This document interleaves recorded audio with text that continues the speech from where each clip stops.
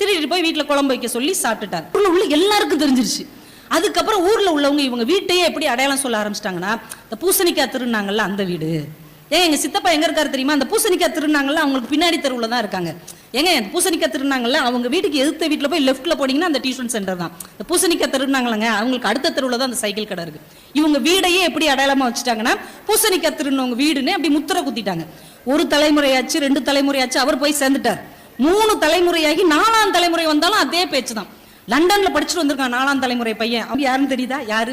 பூசணிக்காய் திருநர்ல அவருடைய 4வது கொள்ளு பேரன் லண்டன்ல படிச்சிருக்கான். அவனுக்கு வாழ்க்கையே வெறுத்துருச்சு. என்னையா என்னைக்கோ ஒருத்தர் யாருன்னே எனக்கு தெரியாது, அவர் செஞ்ச தப்புக்கு என்னையும் இந்த பூசணிக்காய் விரட்டிட்டே வருது அப்படின்னு ரொம்ப வெறுத்து போய் அவங்க ஊருக்கு ஒரு பெரிய மனிதர், ஒரு துறவி மாதிரி ஒருத்தர் வந்திருக்கிறார். அவர்கிட்ட போய் இவன் கேட்டிருக்கான், இதுல இருந்து எப்படி தப்பிக்கிறது அப்படின்னு. உடனே அந்த பெரியவர் சொல்லியிருக்கிறாரு, டெய்லி ஒரு 10 பேருக்கு சாப்பாடு போட முடியுமா இலவசமா?